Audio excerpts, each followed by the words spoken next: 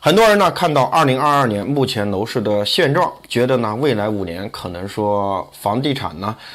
可能会崩盘，也可能呢会觉得房价变成白菜价。那么有人在想，这个房地产的拐点是不是已经到了呢？今天呢我就要具体的来跟大家分析一下房地产的拐点是否已经到来，释放了哪些信号，未来房价还会涨吗？如果大家有什么不同的意见呢，都可以在评论区进行留言互动。那么我们要知道什么叫做房地产的拐点，那我们都知道呢，这个抛物线从最开始在低点，然后呢抛到最高点，就有一个下落的过程，而我们现在呢就在这个高点往下一点点，这就是呢所谓的房地产拐点。说白了一点呢，就是房价已经涨到了天花板，现在是不是已经出现了下落的趋势？那要想搞清楚这个呢，我们要从3个方面来分析。第一个方面呢，就是购买力。为什么现在房价出现了下跌？就是因为购买力不足嘛。往常的时候呢，你这个房地产市场如果交易量非常活跃的话，那么可以这么讲，这个房价只涨不跌。但是现在呢，这个购买力严重下降。那么为什么购买力会下降呢？第一就是刚需呢，要么买不起，要么就不买了。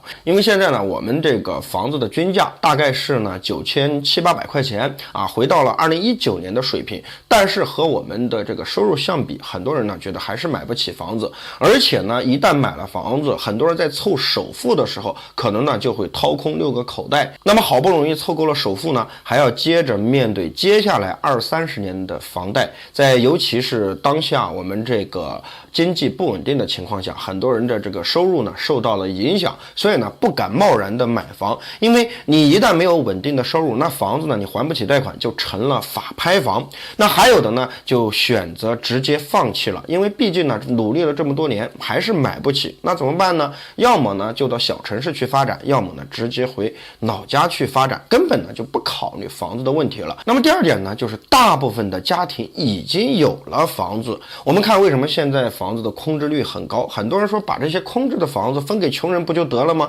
但是你要想一点，这些空置的房子不是真正的闲置，而是很多家庭买的第2套甚至是第3套房子空置在那里的。那么也就是说呢，大部分人是不缺房子的。你知道现在拥有房子的主力军是哪些吗？是60后、70后以及80后，90后也有很大一部分群体有房子了。所以说呢，到了00后这些新兴人类来讲的话呢，他们根本不缺房子，基本呢就不用买房子，继承呢父母的或者爷爷奶奶的房子基本上就够了。那么也就是说呢，这个购买力是严重下降的。那么第3点呢，就是交易变少。这个交易变少呢和房地产的性质有关，因为呢它有强烈的金融属性，而且呢很多人买了房子以后，并不是说像炒房客一样，我买了房子刚2个月我就把房子卖出去了。大部分人买了房子是想积累财富的，所以呢一套房子可能从买到最后出手都得经过10多年的时间。虽然我们说房子是这个商品，但是你看市面上大部分的商品哪有放这么长时间的？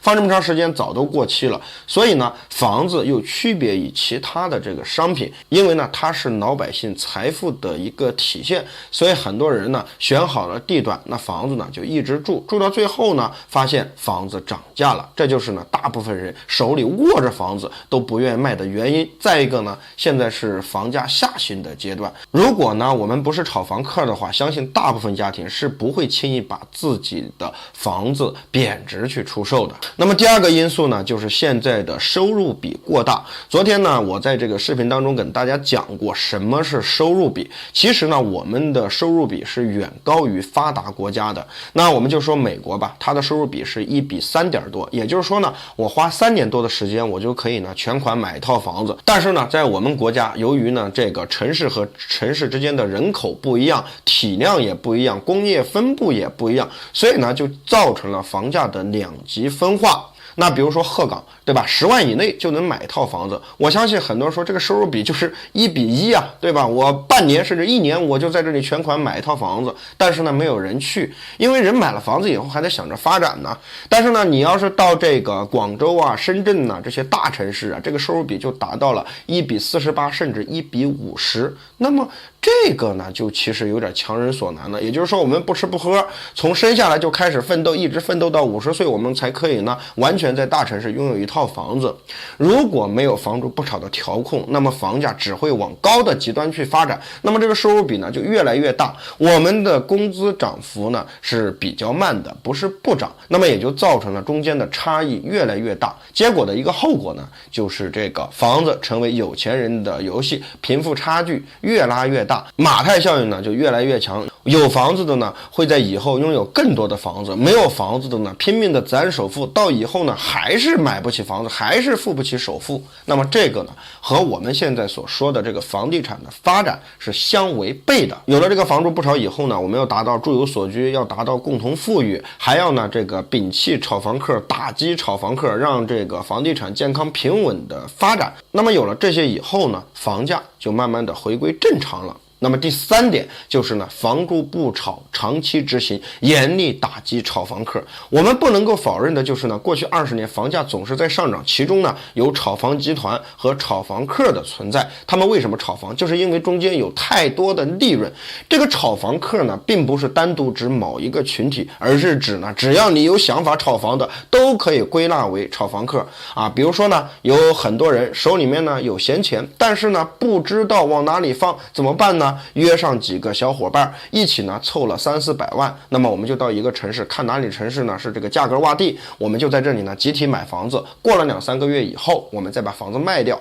套一笔现走人，再到下一个城市，这也叫炒房客。还有呢，很多这个大公司大企业，他们有钱，对吧？他们赚钱的速度很快，那么他们赚到的钱一部分呢用于公司的运作，另外还有一部分钱呢放在银行，可能呢利息也非常低，那怎么办呢？就买核心地段的房产，公寓、写字楼、商铺等等，买了这些房子以后，然后再用来出租，钱生钱。但是呢，受苦的就是我们普通的想买房子的这些老百姓，他们想要买这些核心地段的房子，那对不起，就是高价。还有呢，很多家庭这个财力呢是比较雄厚的，他们有了一套房子，美名其曰呢说我还要买第2套、买第3套，是为了刚需。那实际上呢，他买的也是好地段的房子，结果呢不出几个月或者几年的时间就卖掉了，又掏了一笔钱，又去呢买更高的房子。你看着他们有很多人为什么去住别墅，同样都是人，为什么挣钱的速度有差异？就是因为呢，在炒房这条道路上，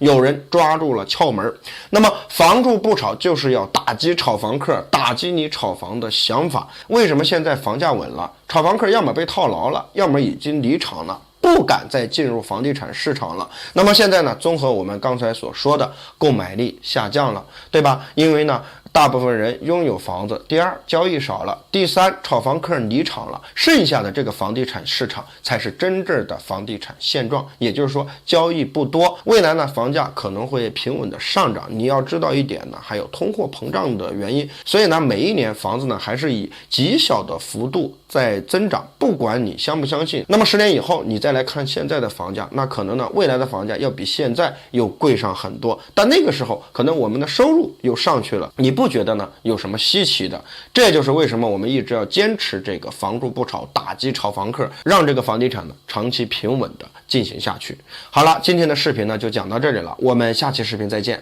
拜拜。